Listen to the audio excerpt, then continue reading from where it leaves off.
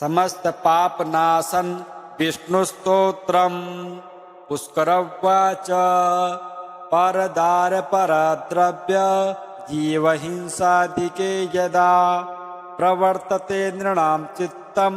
प्रायश्चित्तं स्तुतिस्तदा विष्णवे विष्णवे नित्यं विष्णवे विष्णवे नमः।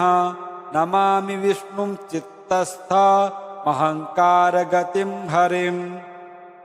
चित्तस्थमीशमव्यक्तमनन्तमपराजितं विष्णुमीड्यमशेषेण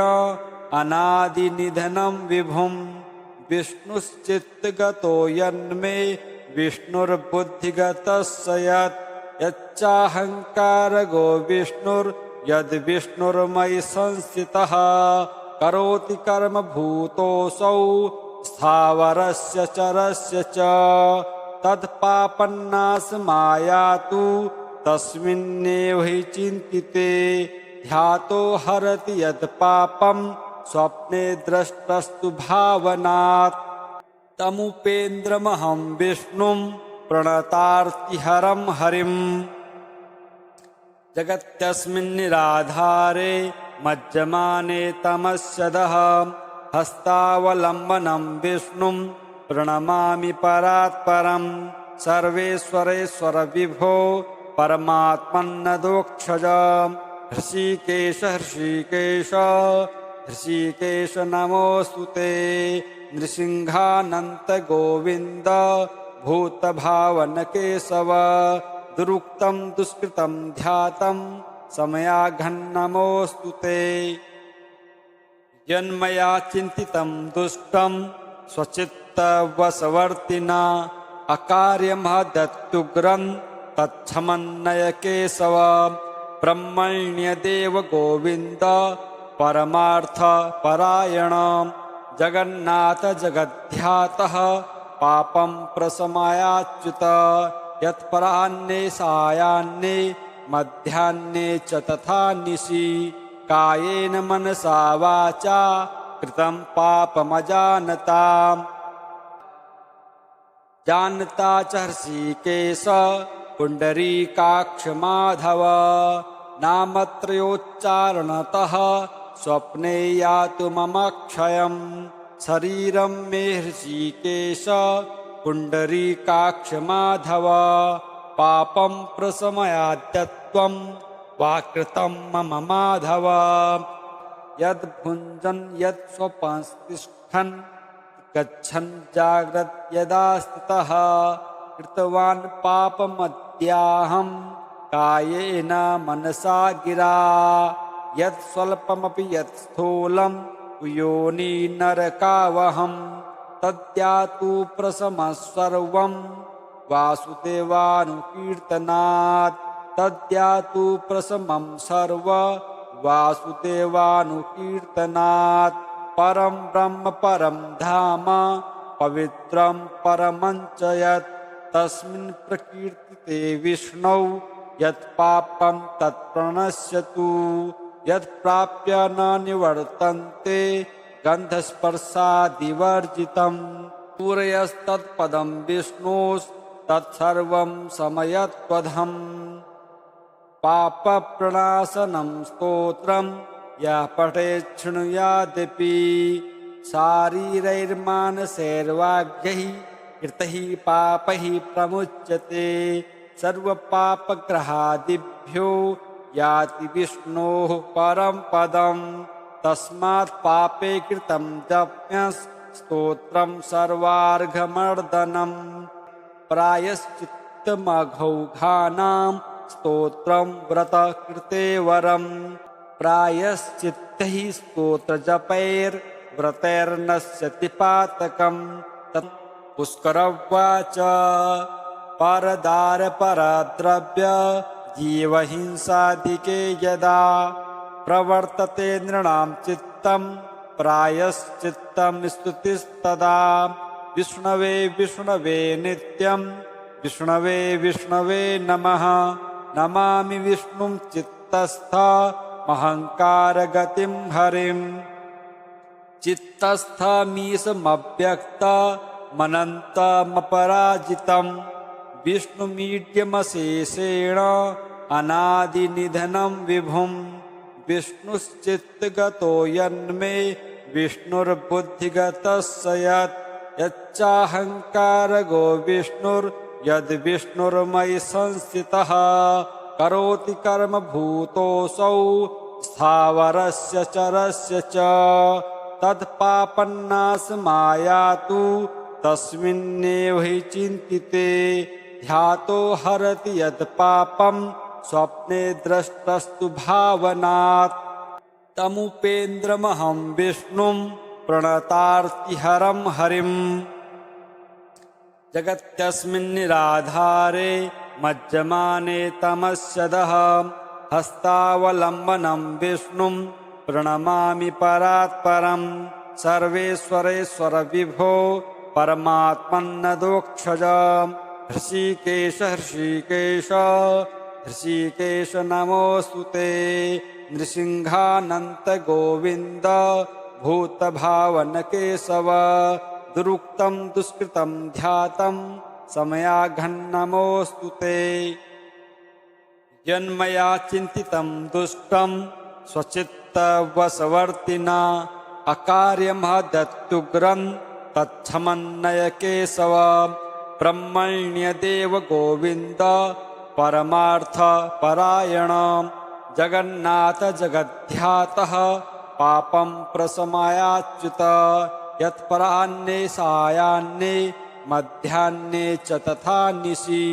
कायेन मनसा वाचा कृतं पापमजानता जानता च हृषीकेश पुण्डरीकाक्ष माधव नामत्रयोच्चारणतः स्वप्ने यातु मम क्षयं शरीरं मे हृषीकेश पुण्डरीकाक्ष माधव पापं प्रशमयाद्यत्वं वाकृतं मम माधव यद्भुञ्जन् यत्स्वपंस्तिष्ठन् गच्छन् जाग्रत् यदा स्थितः कृतवान् पापमद्याहं कायेन मनसा गिरा यत् स्वल्पमपि यत् स्थूलं योनि नरकावहं तद्यातु प्रशमः सर्वं वासुदेवानुकीर्तनात् तद्यातु प्रशमं सर्व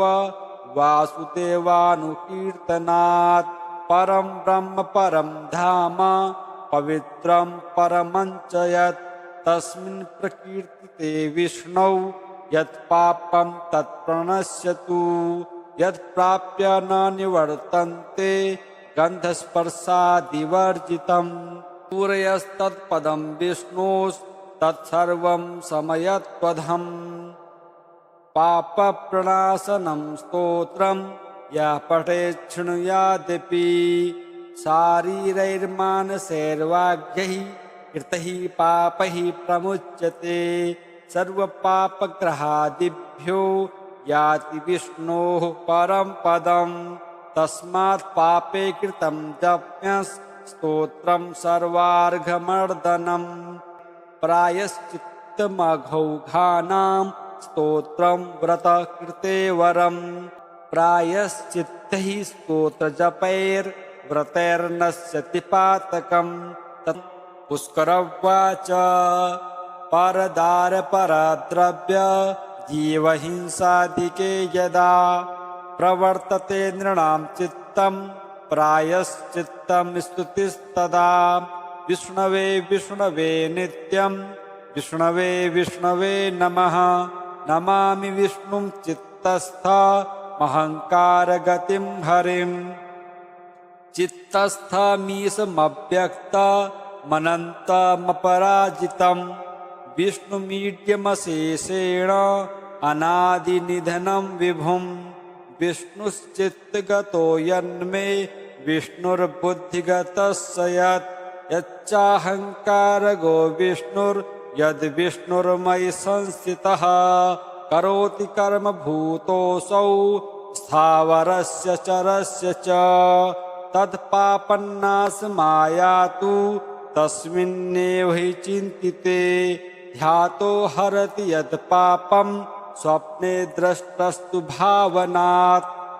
तमुपेन्द्रमहं विष्णुं प्रणतार्तिहरं हरिम् जगत्यस्मिन् निराधारे मज्जमाने तमस्यदः हस्तावलम्बनं विष्णुं प्रणमामि परात्परं सर्वेश्वरेश्वर विभो परमात्मन्नदोक्षज हृषीकेश हृषीकेश हृषीकेश नमोऽस्तु ते नृसिंहानन्त गोविन्द भूतभावन केशव दुरुक्तं दुष्कृतं ध्यातं समयाघन्नमोऽस्तु ते यन्मया चिन्तितं दुष्टं स्वचित्तवशवर्तिना अकार्यमहदत्युग्रं तच्छमन्नय केशव ब्रह्मण्यदेव गोविन्द परमार्थपरायण जगन्नाथ जगद्ध्यातः पापं प्रशमयाच्युत यत्पराह्ने सायाह्ने मध्याह्ने च तथा निशि कायेन मनसा वाचा कृतं पापमजानता जानता च हृषीकेश पुण्डरीकाक्ष माधव नामत्रयोच्चारणतः स्वप्ने यातु मम क्षयं शरीरं मे हृषीकेश पुण्डरीकाक्ष माधव पापं प्रशमयाद्यत्वं वाकृतं मम माधव यद्भुञ्जन् यत्स्वपंस्तिष्ठन् गच्छन् जाग्रत् यदा स्थितः कृतवान् पापमद्याहं कायेन मनसा गिरा यत् स्वल्पमपि यत् स्थूलं योनि नरकावहं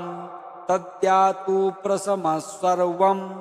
वासुदेवानुकीर्तनात् तद्यातु प्रशमं सर्व वासुदेवानुकीर्तनात् परं ब्रह्म परं धाम पवित्रं परमञ्च यत् तस्मिन् प्रकीर्तिते विष्णौ यत् पापं तत्प्रणश्यतु यत् प्राप्य न निवर्तन्ते गन्धस्पर्शादिवर्जितं सूर्यस्तत्पदं विष्णोस्तत्सर्वं समयत्वधम् पापप्रणाशनं स्तोत्रं यः पठेत् शृणुयादपि शारीरैर्मानसैर्वाग्यैः कृतैः पापैः प्रमुच्यते सर्वपापग्रहादिभ्यो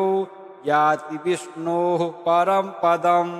तस्मात् पापे कृतं जप्यस्तोत्रं सर्वार्घमर्दनं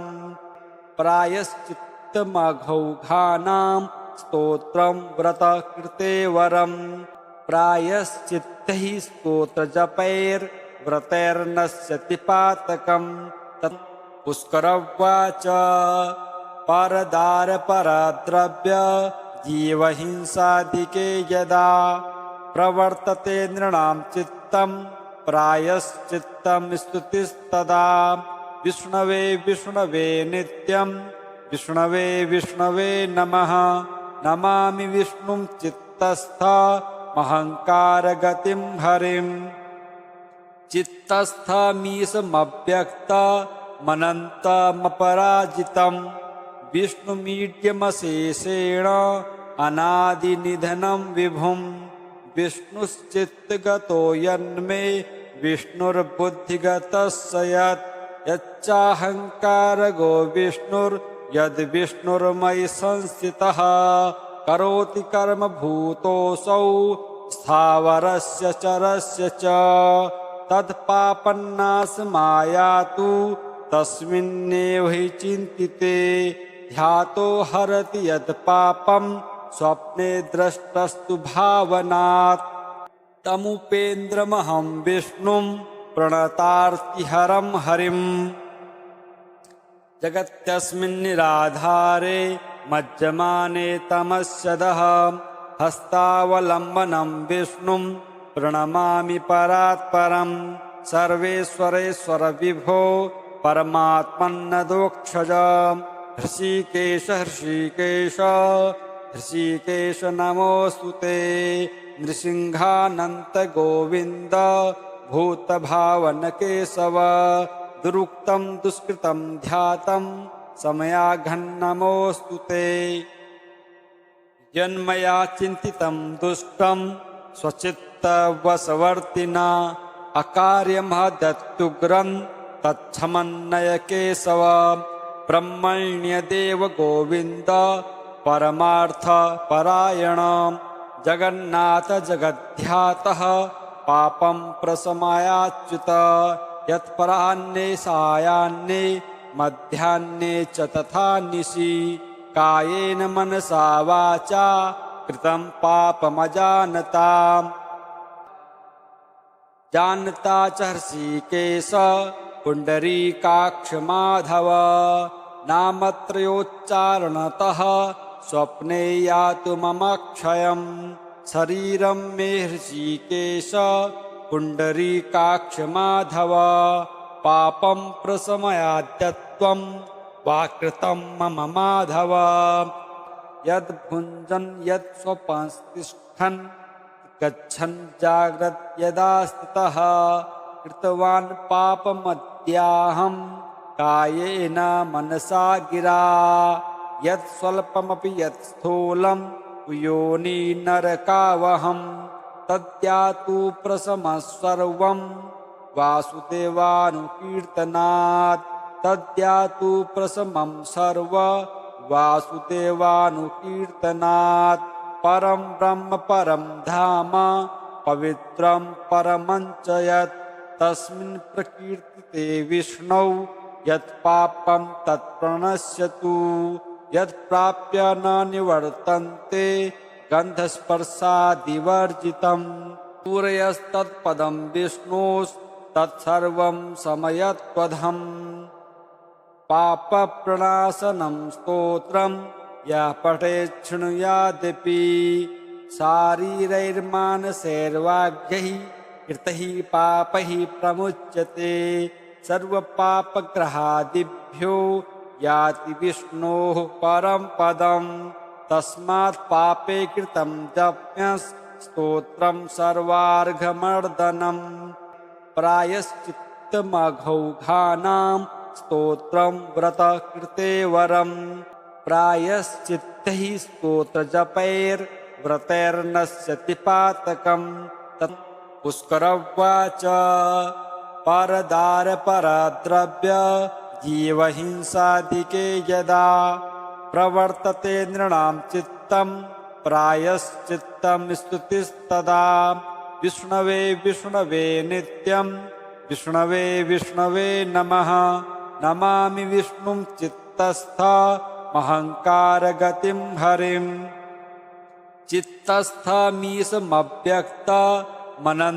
चित्तस्थमीशमव्यक्तमनन्तमपराजितं विष्णुमीड्यमशेषेण अनादिनिधनं विभुं विष्णुश्चित्तगतो यन्मे विष्णुर्बुद्धिगतस्य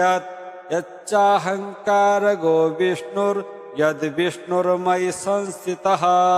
करोति कर्म भूतोऽसौ स्थावरस्य चरस्य च तत्पापन्नाशमायातु तस्मिन्नेव हि चिन्तिते ध्यातो हरति यत् पापं स्वप्ने द्रष्टस्तु भावनात्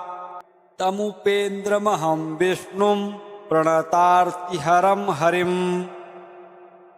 जगत्यस्मिन्निराधारे मज्जमाने तमस्यदः हस्तावलम्बनं विष्णुं प्रणमामि परात्परं सर्वेश्वरेश्वर विभो परमात्मन्नदोक्षज हृषीकेश हृषीकेश हृषीकेश नमोऽस्तु ते नृसिंहानन्त गोविन्द भूतभावन केशव दुरुक्तं दुष्कृतं ध्यातं समयाघन्नमोऽस्तु ते यन्मया चिन्तितं दुष्टं स्वचित्तवशवर्तिना अकार्यमहदत्युग्रं तच्छमन्नय केशव ब्रह्मण्यदेव गोविन्द परमार्थपरायण जगन्नाथ जगद्ध्यातः पापं प्रशमयाच्युत यत्पराह्ने सायाह्ने मध्याह्ने च तथा निशि कायेन मनसा वाचा कृतं पापमजानता